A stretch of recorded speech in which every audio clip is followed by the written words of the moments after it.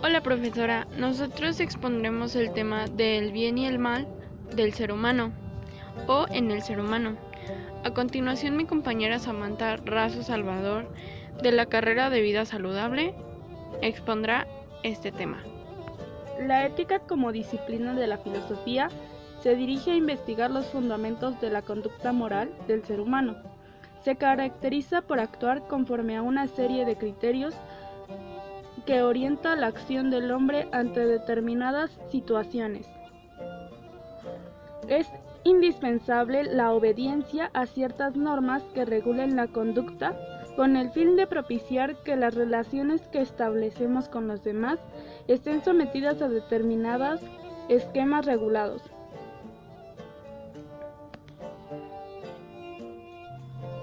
El ser humano carece de una programación instintiva que determina de manera absoluta su conducta. Por esta razón ha tenido que conformar un entorno propicio para la reproducción de la vida.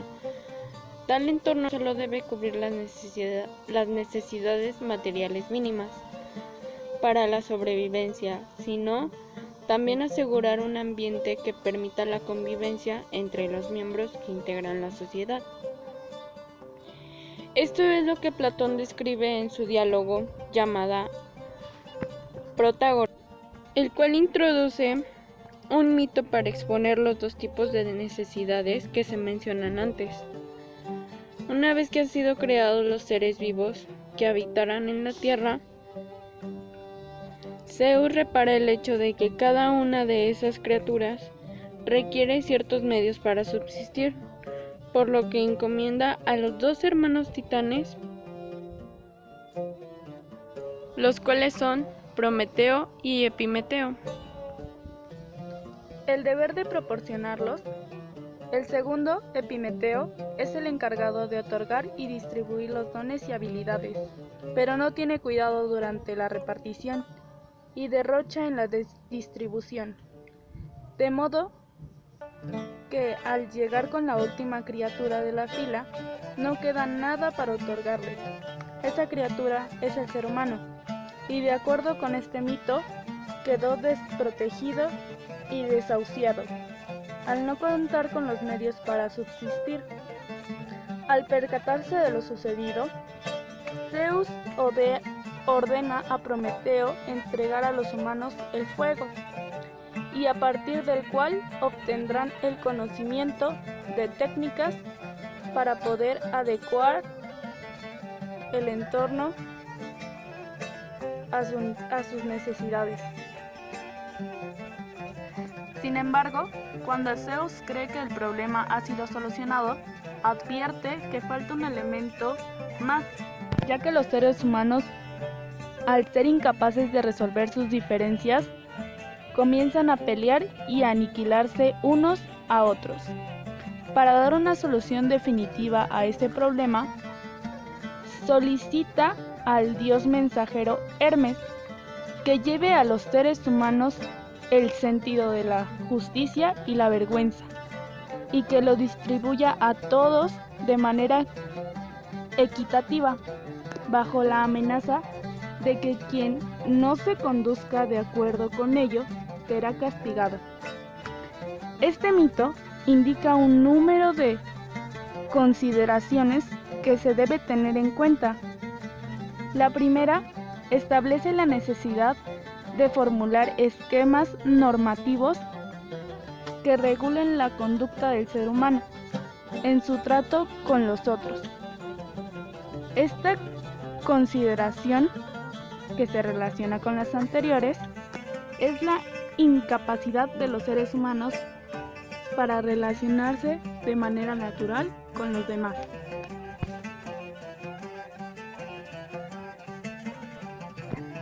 Toda la sociedad humana, por muy pequeña o grande que sea, requiere ciertas pautas que establezcan las reglas necesarias para la convivencia.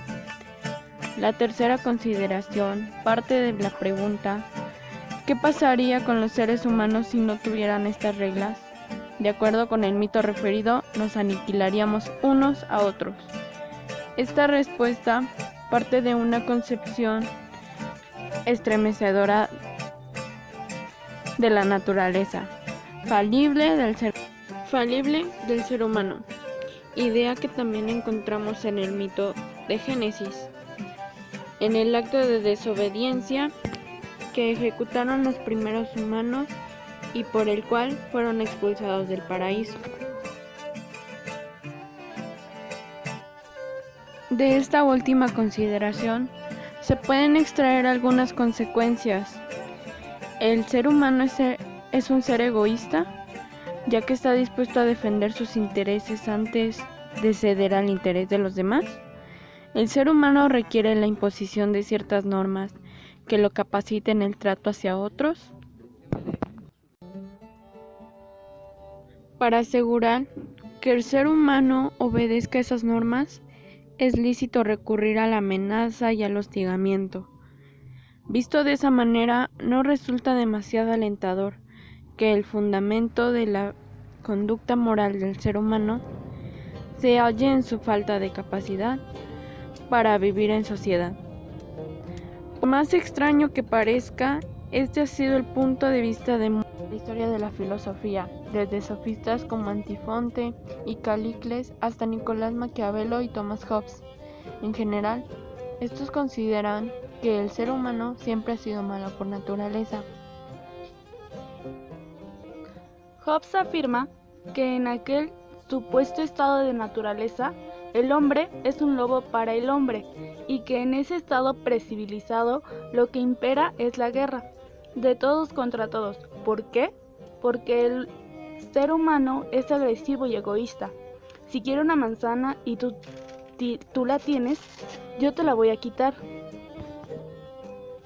No hay ley ni hay límites que me lo impidan, de modo que si para lo de la manzana te tengo que matar, te mato. Para Hobbes, el ser humano es malo por naturaleza, de modo que para poder convivir se necesita un poder absoluto, una ley autoritaria que controle el impulso agresivo que surge de la motivación egoísta de todos los seres.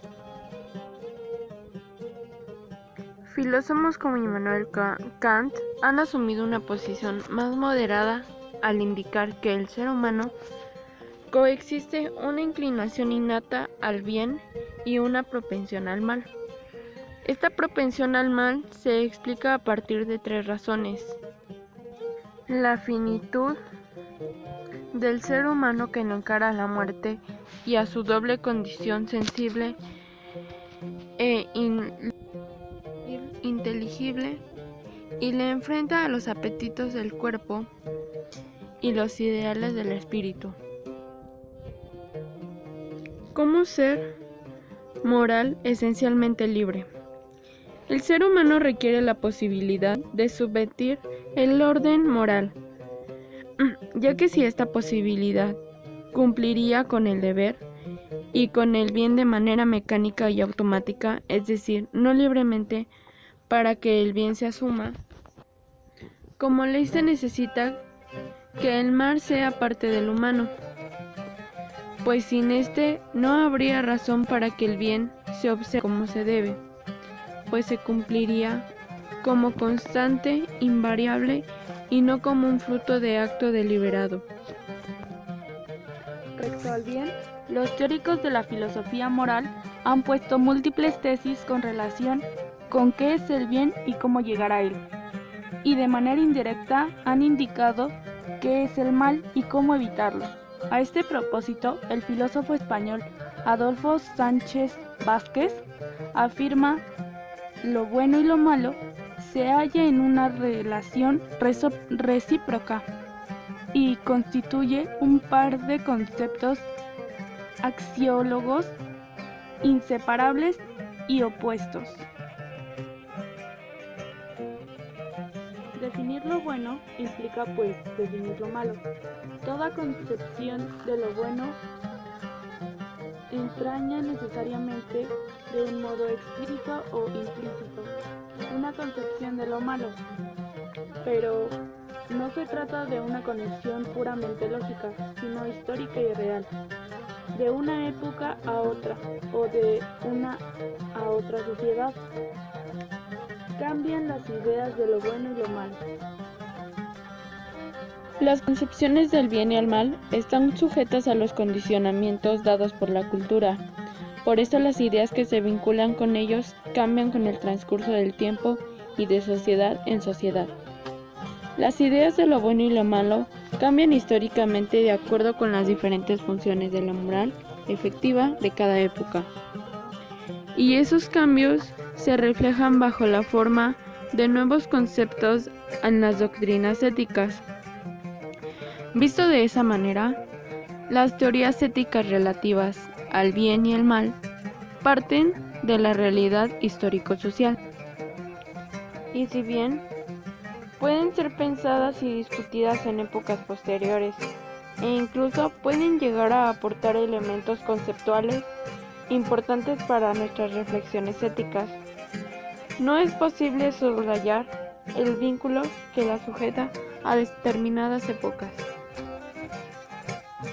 Mi hermana y yo daremos unas conclusiones de las cuales estamos conformes y nos parece que está en lo correcto. Igual nosotros estamos de acuerdo con ellas. Si observamos lo que ocurre en el mundo a nuestro alrededor, podemos ver todos los días hechos de violencia, agresividad, muerte y destrucción. Es difícil creer que no exista la maldad en forma absoluta. Por lo contrario, la maldad parece reinar en todos los órdenes de la existencia. ¿Qué es el bien? Por lo que es bueno para uno puede ser malo para el otro. ¿Es acaso el bien algo relativo, o las circunstancias, o el bien es absoluto? Platón dice que el bien es la idea suprema y que el mal es la ignorancia.